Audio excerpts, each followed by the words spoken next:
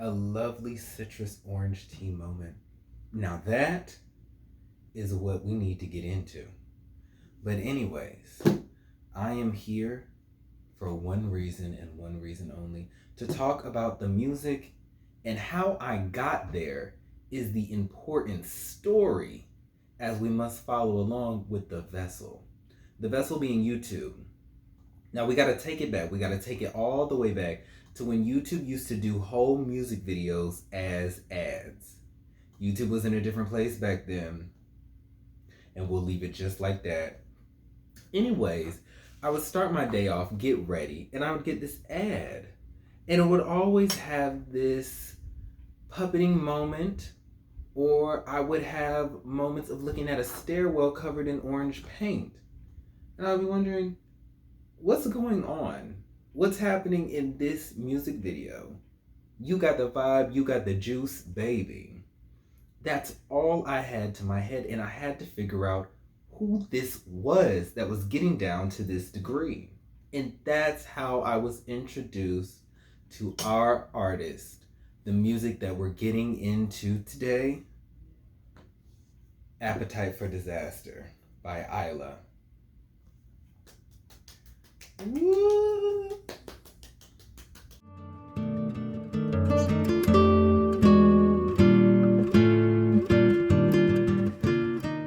Now, one thing that Isla is gonna have, she's gonna have lyrics. They're gonna be compact, they're gonna be dense, and it will take us on an adventure. And that's where we get into Mona Lisa. Starts right off the bat saying, I'm trying to be your Mona Lisa. And that intro of just one line takes us into what we could expect the rest of the song to be. Because we're already starting off with such a visual. I'm trying to be your painting.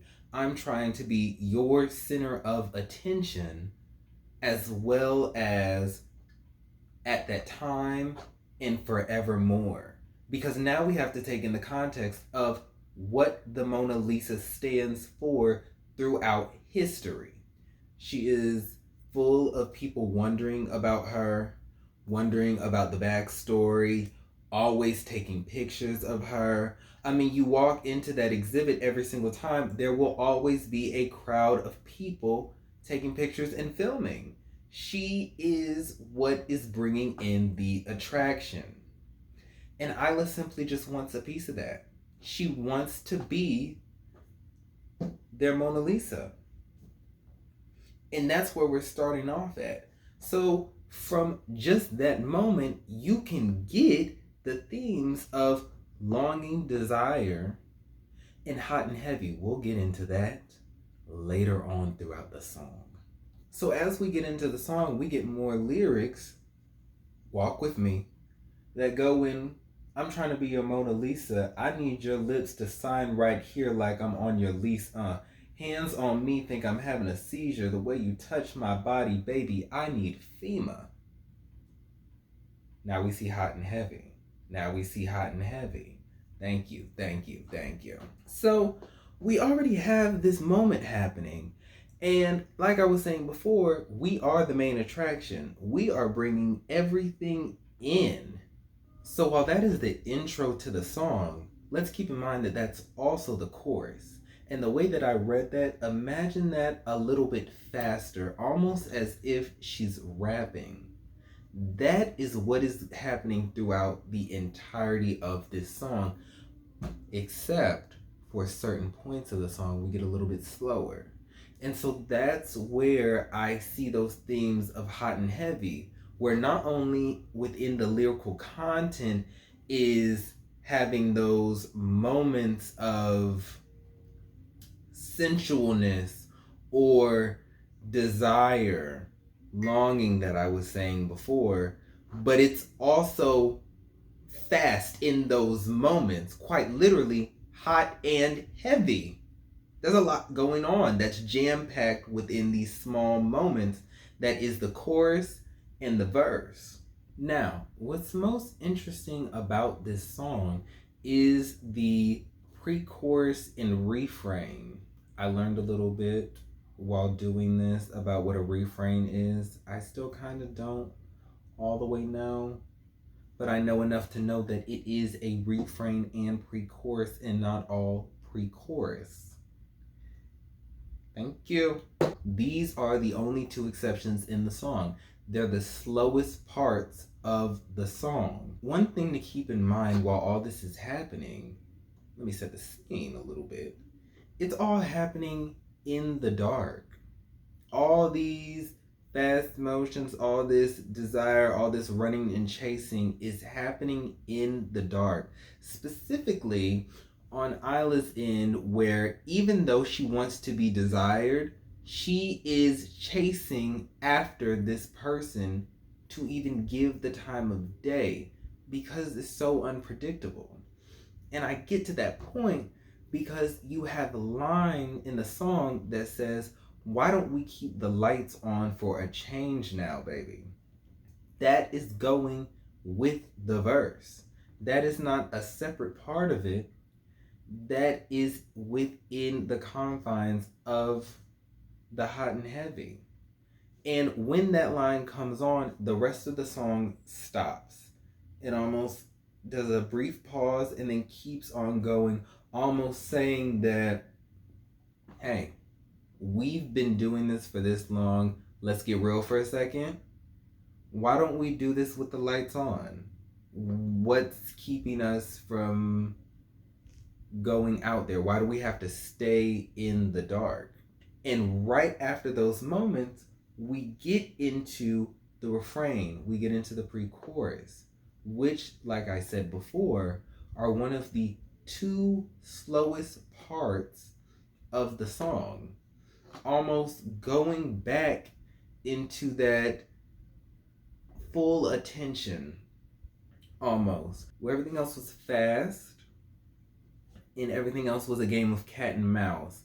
This is, I would say, reflecting on the moments of love and intimacy that was given in the dark, that is being reminiscent on as aspects of the person that they cherished, that they enjoyed, that they feel as though if those aspects were still a part of that person while we're in the light being vulnerable, this is something that could make this relationship or whatever they had going on be worth it.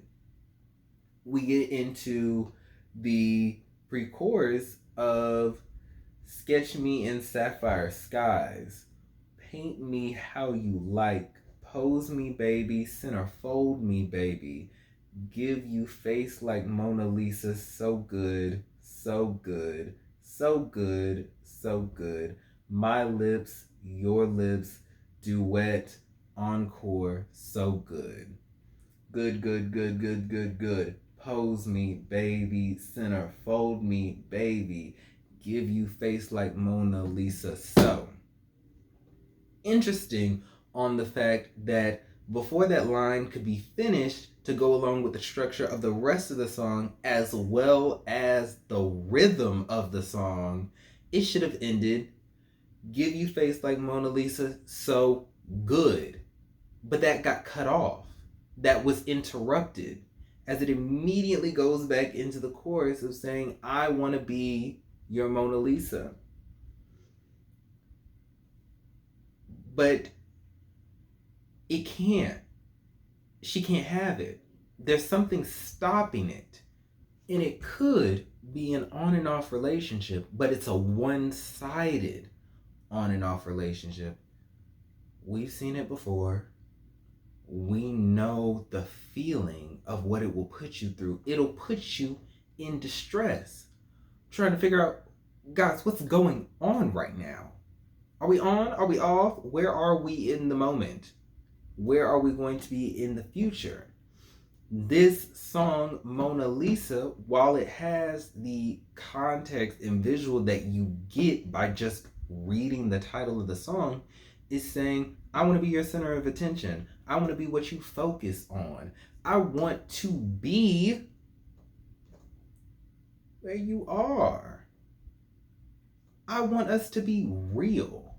But this on and off is really getting on my nerves. It's actually getting in the way of things. And the pacing of the song adds on to that representation, almost feeling like the embodiment of reacting to somebody who doesn't know what they want. Okay, we're going fast, and then we're going slow.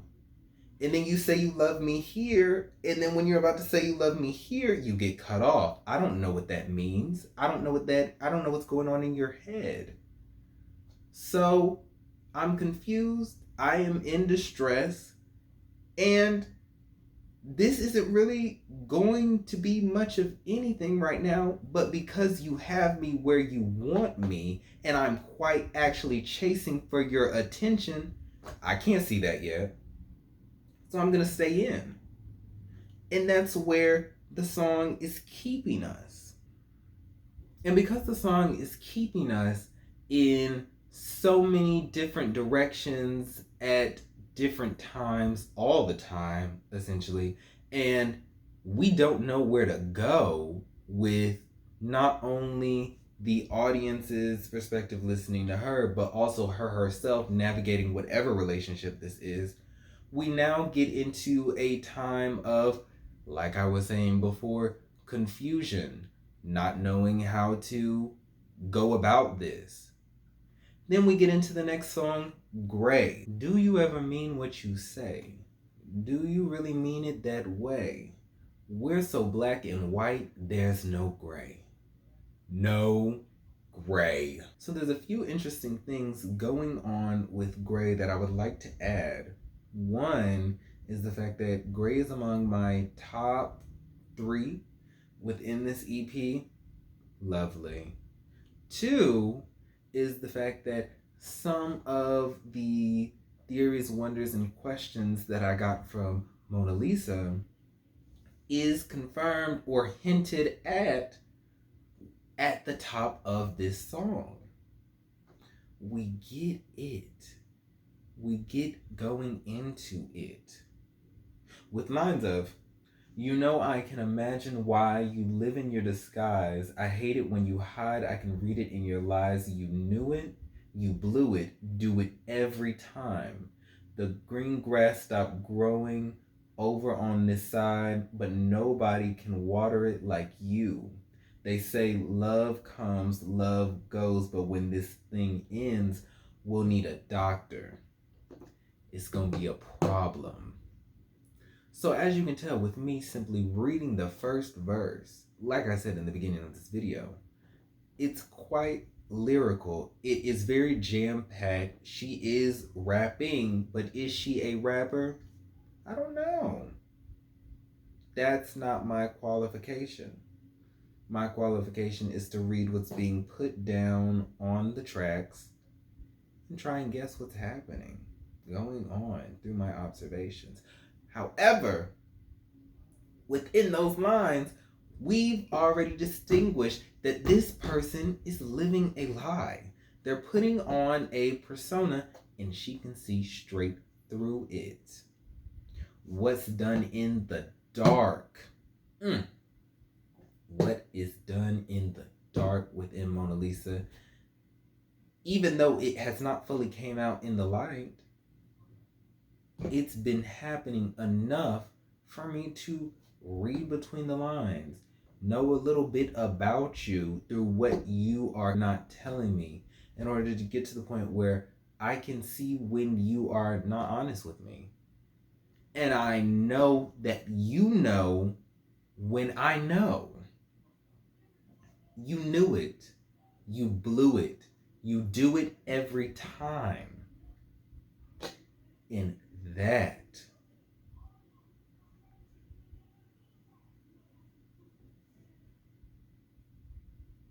Okay.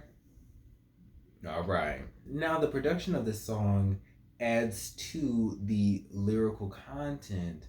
While it may feel flowery or serene, I do get a sense of powerlessness going on within the song when it comes to not only the production, but like I was saying, the lyrics that are added on to it.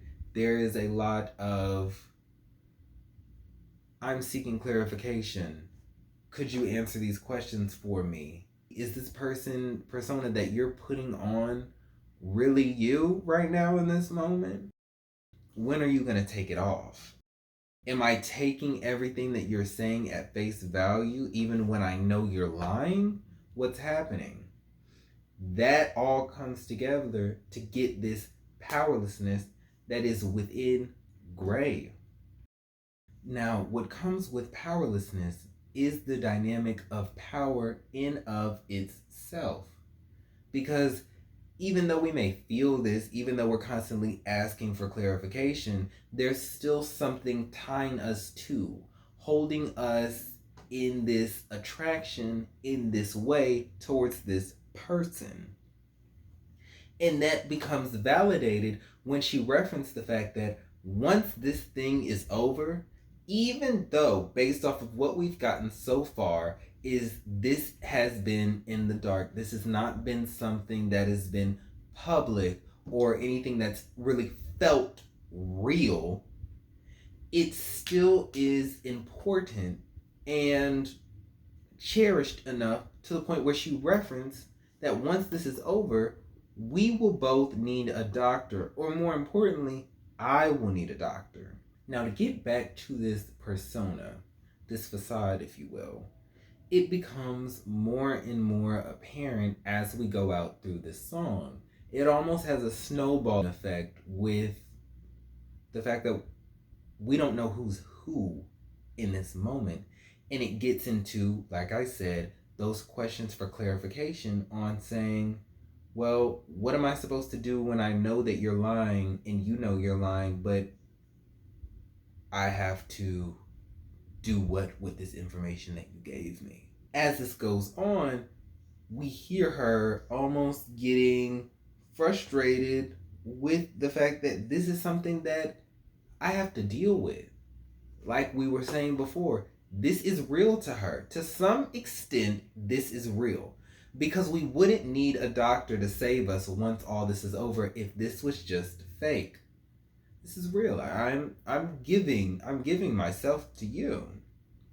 But I'm going to be frustrated if you keep on putting up these walls. You're making it harder and harder to love you, to the point where sometimes I feel as though my love is not worthy, because of the fact it feels as though every single time I try and get to you, there's always a wall there. And that gets added on when we get into lines of, you changed on me how you got like that. I know what it is. I fall right back. My heart is a piece of the puzzle. Break it up, put it back, then you fumble. And then we immediately go off from those heartbreaking lines. We then go into, do you ever mean what you say? These walls are stopping the love from being there. And unfortunately, that can make somebody turn on you real quick. Now, these questions go into bringing us to the title that is Gray. We are two different personalities at the end of the day. No matter how much I try and love you, there's walls. There's walls separating my love to you. However, by the brief instances and experience I've had with you, I've known that we are so different from each other. Not only do the walls add in us not being able to see eye to eye, we'll get into that later on in the video, but through the experiences I've had with you, I've known the fact that we are treating this so differently that there is no longer room for compromise, because you have not allowed me to see you in your rawest form, to extend grace, to extend compromise. We are simply black and white. There is no gray. And as she keeps saying that there is no gray, it is a cry, if you will. It could, don't strike me, but it could possibly be the internal denial that she's faced with when it comes to really trying to make whatever's happening right now work. And the frustration that we were saying earlier with trying to work out is taking shape in the tension that comes with trying to be on the same page. But it's ultimately, it can't happen. And that frustration comes out in that tension with not being able to have any form of reconciliation. And that act is what she is in denial about. So before we get into the next track, I've got to be honest with you all. Now, just like when people say, whenever you listen to music, it has a different effect across people. There are different lines, there's different aspects of the song that speaks to somebody that won't necessarily speak to you, that may make them a fan or somebody that's like, I can see the potential, but it's not for me.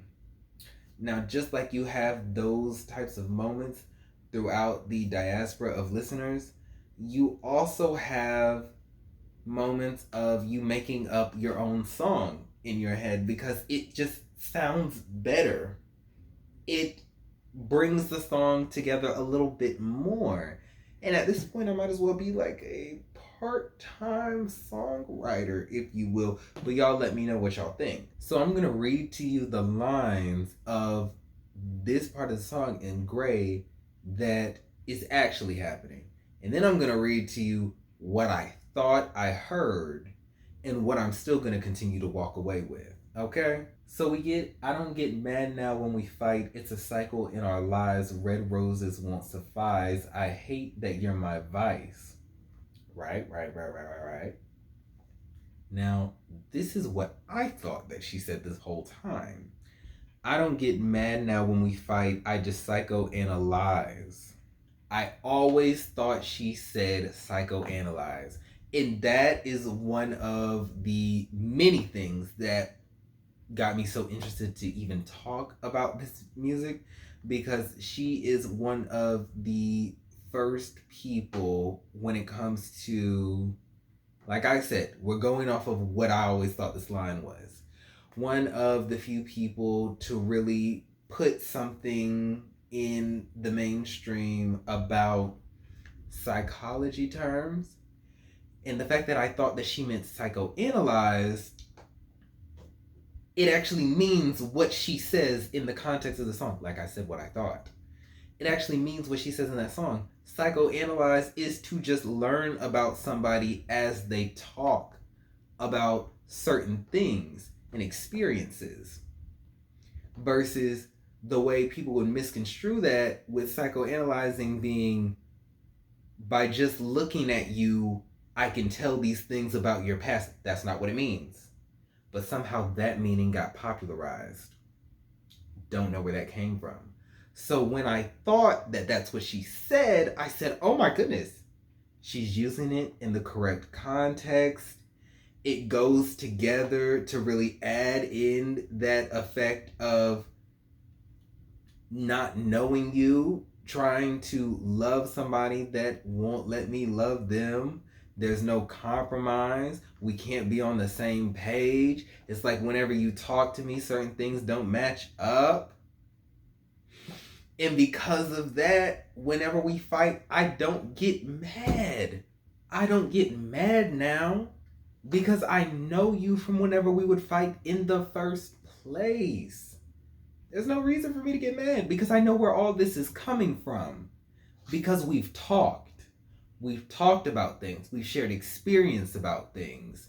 So when she says psychoanalyze, like I was saying before, I was like, oh my goodness, this is perfect. She's using it right. It adds to the experience of the song. It completes it. Will I be running with that line? Yes.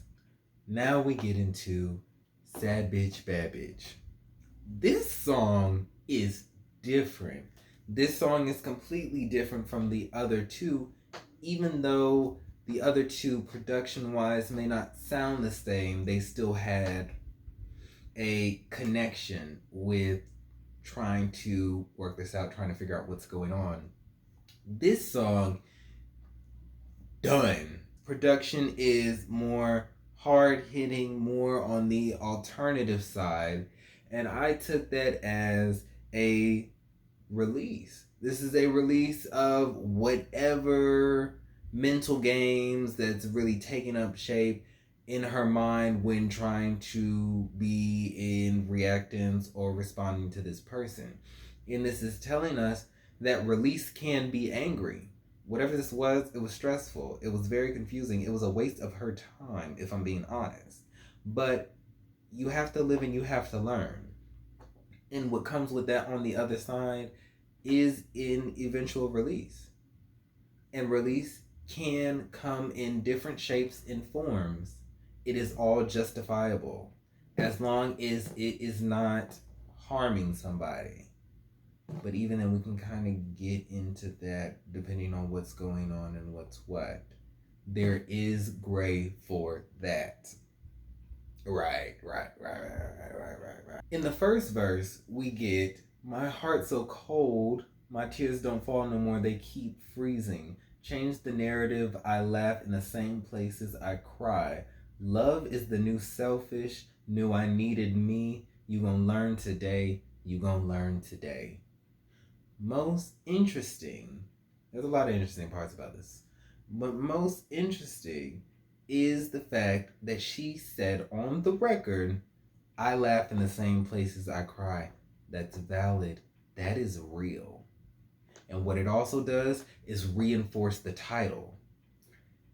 There's different instances that can occur, but it's all happening within the same vessel. In the same moment I can be sad is the same moment I can be the baddest person to walk on this planet Earth. And I took it as verse 1 is a recount of how we got to the mentality of this song. As the partner changed into their facade, Isla changed too. As well as you, the individual, changing, we all evolve. I hope everybody is evolving as we grow older. Let's start with that disclaimer. All right. Along with her as the individual evolving and changing as she's growing, it's also in certain experiences and reactance to the partner that she is growing into the person that she has yet to become and is still pushing for. So it's a metamorphosis on both sides, one for the self, two in reactance. And you also know what that can come together to be.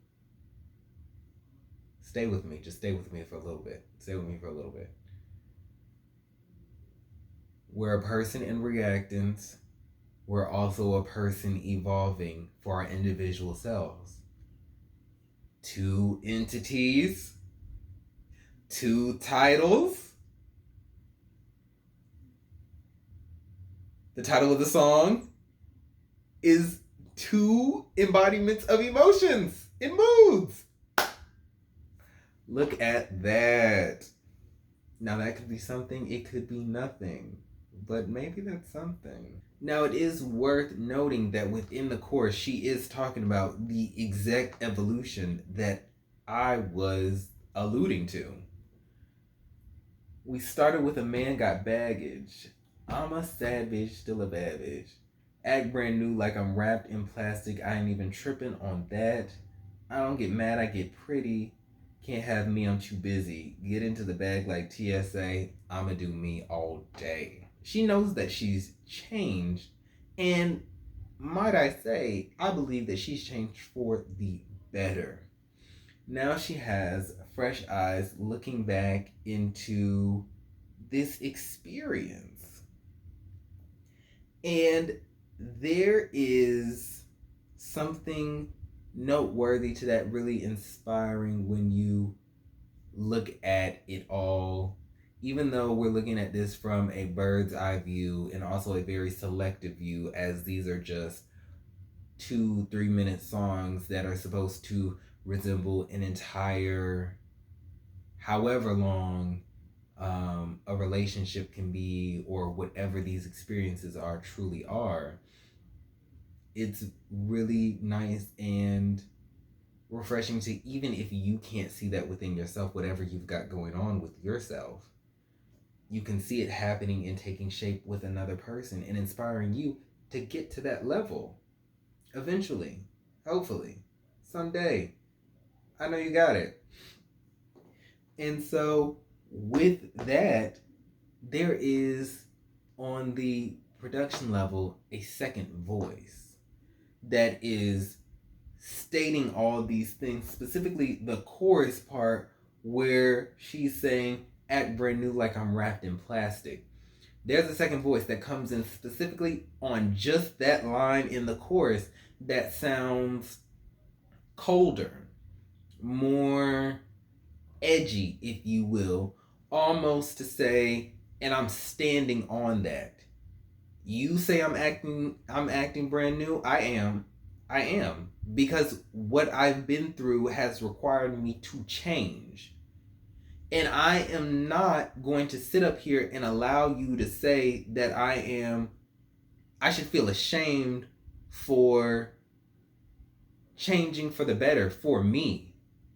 Why should I be ashamed for that? You want me to regress? You want to be happy in knowing that I am the same person that you dealt with, that you could get away with things from, that will tolerate you to do the negative things that you caused to me?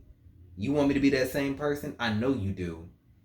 But you're not going to sit up here and try and look down on me because I no longer tolerate the things that I walked in tolerating. No, we're not going to do that. That's the essence of what this song is taking away. And then as we get into the post-chorus, it really stands firm on that idea by just saying, it just says, boy ain't no way. Boy ain't no way. You saying boy ain't no way, it really takes me to those times whenever people used to say, when you're just out of words, you're out of words.